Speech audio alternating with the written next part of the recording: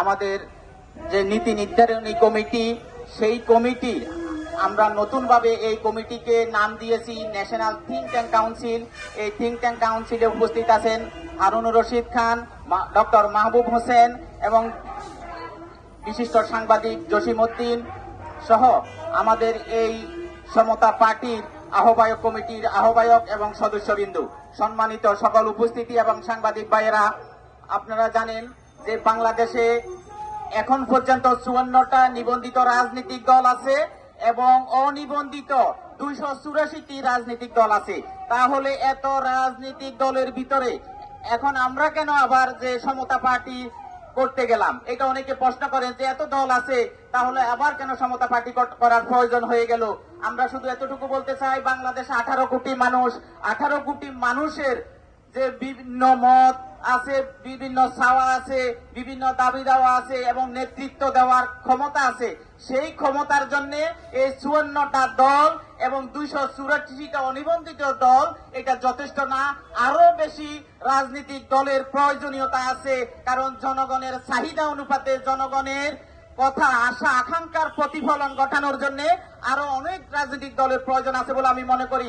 মানুষ যত রাজনৈতিকভাবে সচেতন হবে, দেশ ততভাবে এগিয়ে যাবে, দেশের মানুষের অধিকার তত প্রতিষ্ঠা হবে। আপনারা জানেন যে আজকে আমরা বাংলাদেশ সমতা পার্টি আত্মপ্রকাশ করছি।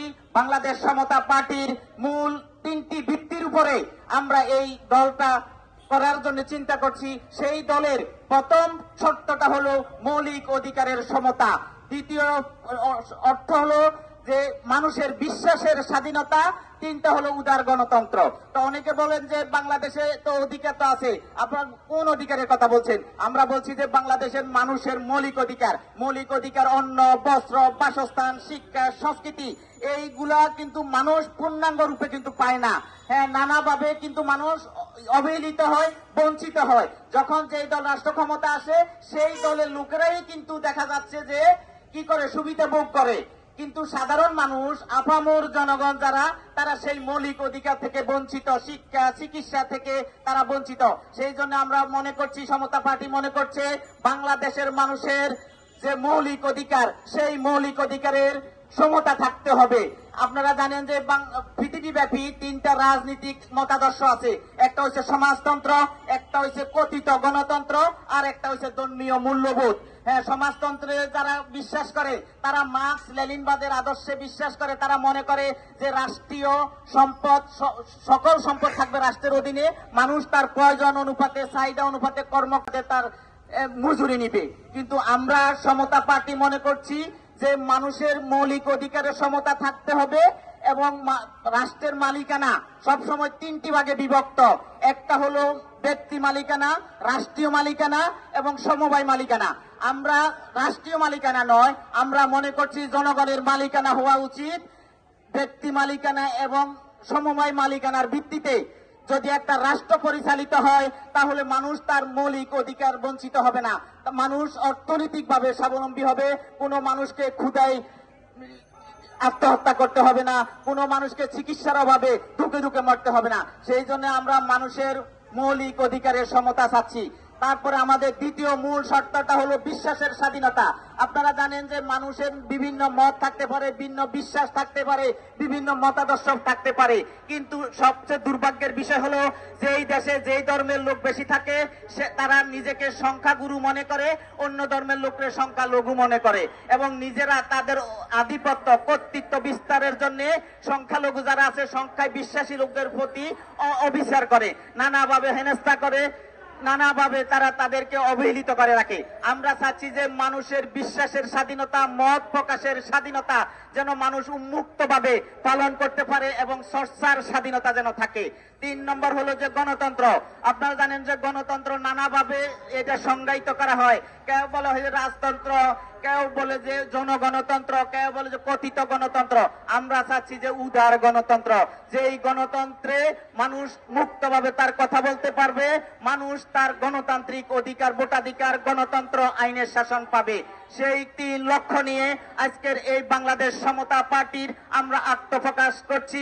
আপনারা জানেন যে বিভিন্ন দলের, আমি প্রথমে বলছি 84টা অনিবন্ধিত দল আছে, 54টা রাজনৈতিক দল আছে। সকলের কিন্তু আলাদা আলাদা ভিন্ন ভিন্ন ভাবে রাজনৈতিক মতাদর্শ আছে। আমাদের মূল মতাদর্শ হলো তিনটা: মানুষের মৌলিক অধিকারের সমতা, বিশ্বাস মত প্রকাশের স্বাধীনতা এবং উদার গণতন্ত্র। এই তিন শর্তের ভিত্তিতে আমরা আমাদের এই সমতা পার্টি দেশব্যাপী আমরা আমাদের এই মতাদর্শ প্রচারের জন্য আমরা কাজ করব। আমরা আশা করি আপনারা যারা উপস্থিত আছেন, আমি আপনাদের সাংবাদিক ভাইদের সার্বিক সহযোগিতা কামনা করছি এবং দেশবাসীর সমর্থন কামনা করছি। আসুন আমরা যারা এই তিন শর্তের মূল নীতিতে বিশ্বাসী হবেন তাদেরকে সাথে নিয়ে আমরা এই তিন নীতি বাস্তবায়নের জন্য আমরা কাজ করব। আমাদের আরেকটা কাজ আমরা করব, সেটা হলো যে প্রত্যেকটা ইউনিয়নে গ্রামগঞ্জে গ্রাম সমবায় সমিতি হবে। গ্রাম সমবায় সমিতির মাধ্যমে একটা সমাজ পরিচালিত হবে। যেই সমস্ত জমির মালিক তারা নিজেরা জমি চাষ করবে না, সেই জমিন তারা সমবায়কে দিবে। সমবায় তার নিজ খরচে জমিন চাষ করবে। জমির মালিক পাবে 1 ভাগ, সমবায় পাবে আর 1 ভাগ যে জমিন চাষ করবে সে পাবে। তাহলে সমাজে কোনো মানুষ ক্ষুধার্ত থাকবে না, সমাজে কোনো মানুষ বেকার থাকবে না। আর আমাদের দ্বিতীয় আরেকটা কাজ আমরা করব, সেটা হলো প্রত্যেকটা কর্মসংস্থান, প্রত্যেকটা শিল্প কল কারখানায় শ্রমিকরা সেই শিল্প কল কারখানাকে তাদের নিজের মনে করে না। তারা মনে করে যে এটা মালিকের জিনিস, আমি কর্মচারী, আমার কাজ হলো আমি সকাল 8টায় ঢুকবো, 4টা বাজে বের হয়ে যাবে, আমার আর কোনো দায় দায়িত্ব নাই। এটা মালিকের, মালিক যা ইচ্ছা তাই করবে। আমরা মনে করছি যে প্রত্যেকটা কর্মসংস্থানে, প্রত্যেকটা মিল কারখানাতে শ্রমিকদেরকেও 5% মালিকানা দিতে হবে। তাহলে শ্রমিকেরা সেই কারখানাকে নিজের মনে করবে, কাজ করবে, সেখানে কাজেরও অবহেলা হবে না, তাদের দায়িত্ববোধ বাড়বে। এই কাজগুলো করার জন্য আমরা সমতা পার্টি দেশব্যাপী আমরা প্রচারণা চালাবো। আমি আপনাদের সকলের উদাত্ত আহ্বান জানাচ্ছি, আমাদের এটাকে কোনো নৈতিকভাবে দেখবেন না, ইতিবাচকভাবে দেখবেন, যেন আমরা আমাদের সেই কাঙ্ক্ষিত লক্ষ্য এগিয়ে যেতে পারি। আপনাদের সকলকে ধন্যবাদ। 596 উপজেলায় প্রদক্ষিণ করেছে। যুগ্ম আহ্বায়ক মোহাম্মদ জিয়াউর রহমান, জামাল উদ্দিন রাসেল, মহিবুল্লাহ চৌধুরী, বণিক রায়, সৌরভ হোসেন বেলাল, শিহাব উদ্দিন,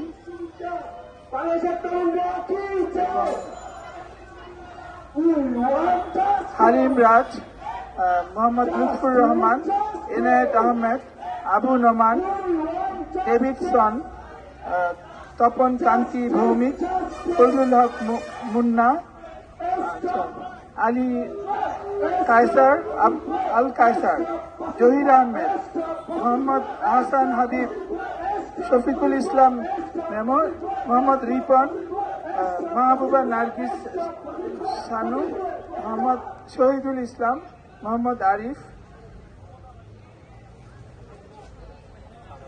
মোহাম্মদ সানাউল্লাহ, মোহাম্মদ শাকিল ফেদা, মোহাম্মদ আল কাউসার। এটা হচ্ছে আহ্বায়ক কমিটি। ধন্যবাদ।